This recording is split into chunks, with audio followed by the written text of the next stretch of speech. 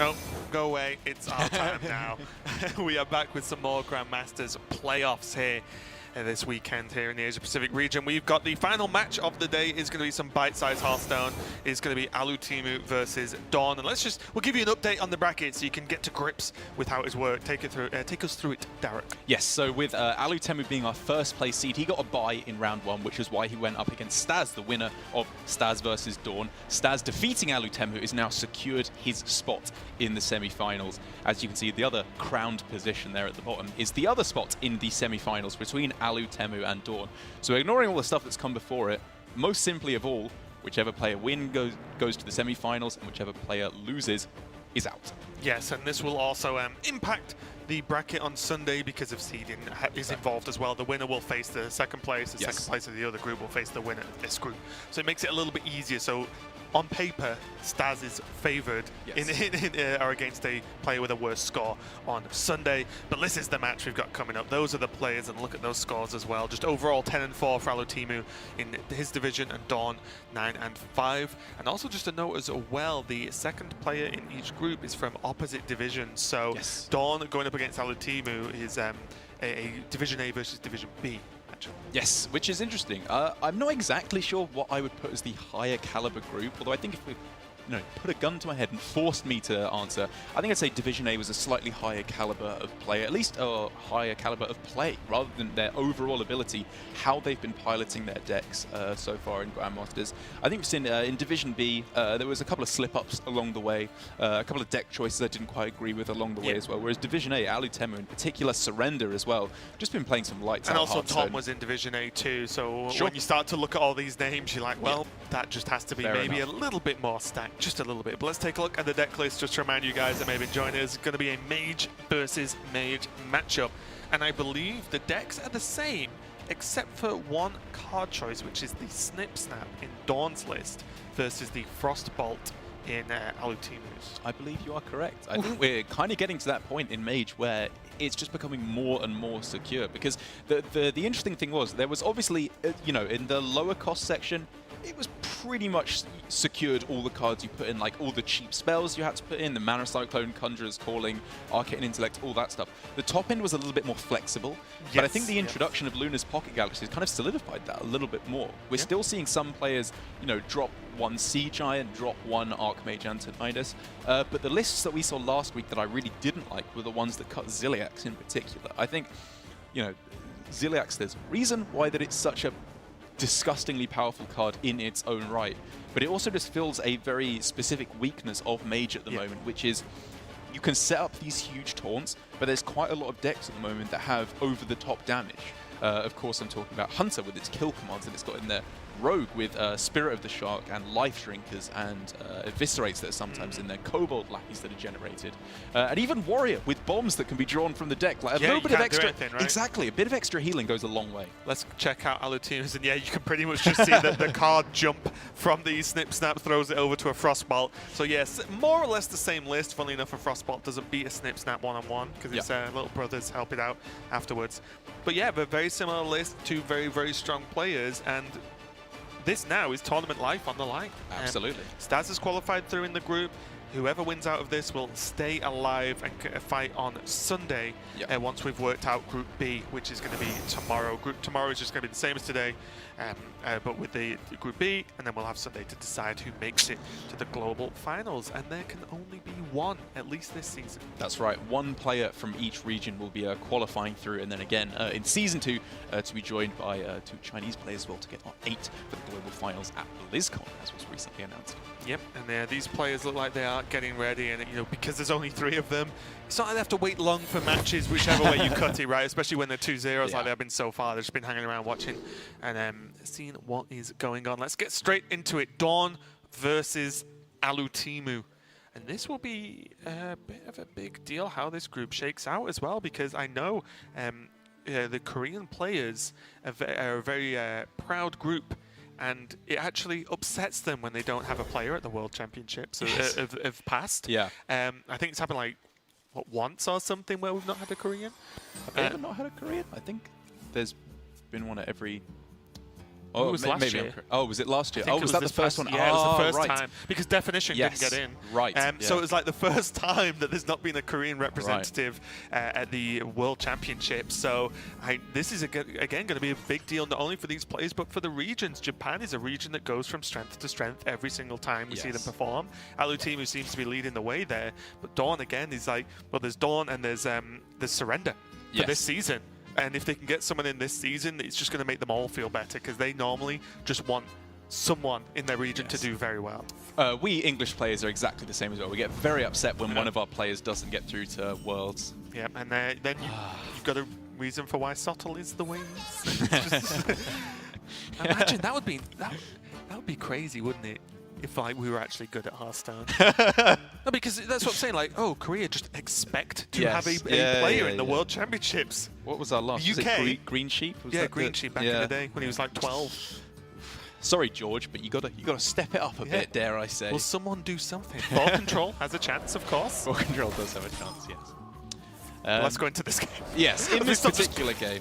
Being upset about how bad we are at Hearthstone. Speaking of Korean players, Dawn does look a little bit upset going into this because keeping the Luna in his starting hand on the play, I absolutely agree with. I think you have to find some way to scrabble back into the game when you are undeniably in the inferior position of being on the play rather than on the coin. But he's a little bit upset that he kind of has to kill the Apprentice on turn 2 there. Oh, on turn 3 even, sorry. It was an off-curve play, which makes it even more miserable. Also, side note, these two are really good at building their backdrops. Those are flawless. Yeah. Maybe that's helped them with their progression into the playoffs. There was a very interesting play there on that turn, though, for Dawn, because you and I have talked about how we like saving Conjurer's Calling for after Luna's Pocket Galaxy. You mean Arcane Intellect? Arcane Intellect, sorry, yes. Arcane Intellect for after Luna's Pocket Galaxy. It's a Galaxy off. Dawn did not do that. Dawn just threw down the Arcane Intellect. He did have Luna in hand, which is obviously very, very powerful after Luna's Pocket Galaxy comes down. But it's interesting that he valued the not just slamming the Luna instead, which I think was a very, very valid line of play.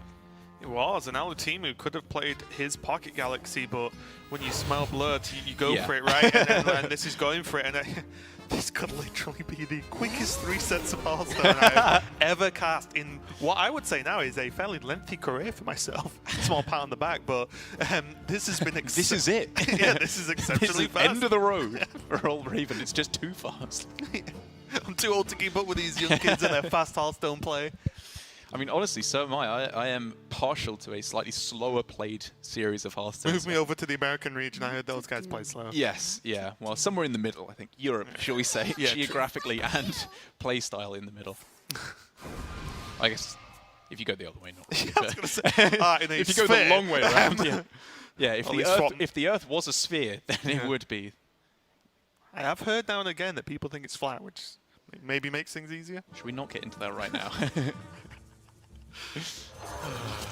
Humans. So double Sorcerer's Apprentice, though, although Alutimu is putting forward, an insane amount of pressure, this is one of those turns that can actually continue the game. Yeah. Yes. That's the biggest thing for Dawn. It might not necessarily win him the game, but it will make him not dead. Right, and the thing to remember is that Dawn has played Luna's Pocket Galaxy, and he has Luna in hand. The game is never over at that just point. Has double Sea Giant right now. I mean, that's pretty solid in itself. Right, like, I would not be surprised if Dawn plays like upwards of 50 or 60 mana worth of cards on the following turn if he's able to chain the Giants and things like that. Like, you can do some, maybe that's a bit high, but like, you can spend so much mana when you have Luna and Luna's Pocket Galaxy in play. It's actually absurd. The biggest problem I see now is Alutimu can't kill the apprentices, right? Or can't kill both? Explosion, ping. Well, he could technically. He could go explosion, ping, could, trade the Grave Horror, which but I think he has to. Don't feel good. I'll tell you that for free. I think he might have to, because with Galaxy played, what if he? I would be terrified of apprentices sticking. Terrified. Yeah, I think that's how he could lose. Because not only are the minions cheap, the spells are cheaper. And then that 50 mana doesn't look too shabby. Yeah, if he left up both apprentices there, Dawn, I think, could actually literally draw his whole deck. Yes. And now the problems.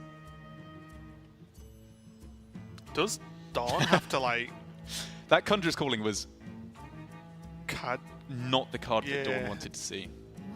wonder whether he had to Oh, like that was Khadgar's miserable. Conjurers or something really silly. Couldn't even hit. Like, it It's would gonna have to just Luna be Conjurers taunts. to... Silverback Patriarch to the rescue. Behold the tools of creation. Ah, end of the road. Yeah. So what are we looking at now in terms of damage? Dawn is not dead, technically. Even Can do Banana 19. Buffoon does not get there. Yeah. But it's the Nova, right? Yeah. Because what Alutiman do now is he kills the monkey, and then the Nova locks Dawn of even really making a board. Oh, that's true. You Yeah. just can't make enough of a board to do anything, right? He can. It's not bad though, right? He can go double Sea Giant probably, unless Alutemu, because if Alutemu plays around the Sea Giant by clearing the board, he makes the Giant more expensive, but he makes more board space, which is good for Dawn in its own way. And so for Dawn, if he's able to go Frost Nova, double Giant, and then he's able to generate another Frost Nova next turn, you know, maybe he's in a situation where he can get this done with just a load of smoke damage. Maybe. Yeah, Alutiman's choosing to just play the Giant instead. Because Alutemu has to kill the Luna this turn. Does he? Yes. I guess. How does he ever leave that Luna alive? You just named the Giant in face. Okay, I guess that's how he did Yeah, I mean, you Yeah. asked and I answered. Okay, he could lose the game by hitting Escape Concede right now. He won't. But how does he do it? But why? So it's double Sea Giant into Sea Giant Nova, yeah. I wonder if... Oh, no, never mind. Ignore me, I'm being silly. Yeah, this looks pretty solid. Just preemptively trade in. I mean, finding the second Frost Nova there is pretty nutso for Dawn. I think... Oh, he didn't... What were you looking at? Trade? Yeah. Because it gives him more space if a Nova comes down. He has Conjurer's Calling and Khadgar. Like, if you just trade, next turn you have Ping to kill off the 7-5. Yeah, that's actually kind of He knows Alutimu's Yeah. not got Conjurer's Calling to, like, punish the damage. Purely in terms of board space, I actually wouldn't mind trading at least one of them away. Yeah, or maybe both of them even, because he's played both Sea Giants, right? So having more minions in play is only bad for him. Aside from Well, actually there's, having the minions in Like, play. Khadgar Conjure Nova next turn. Yes. Whereas now I know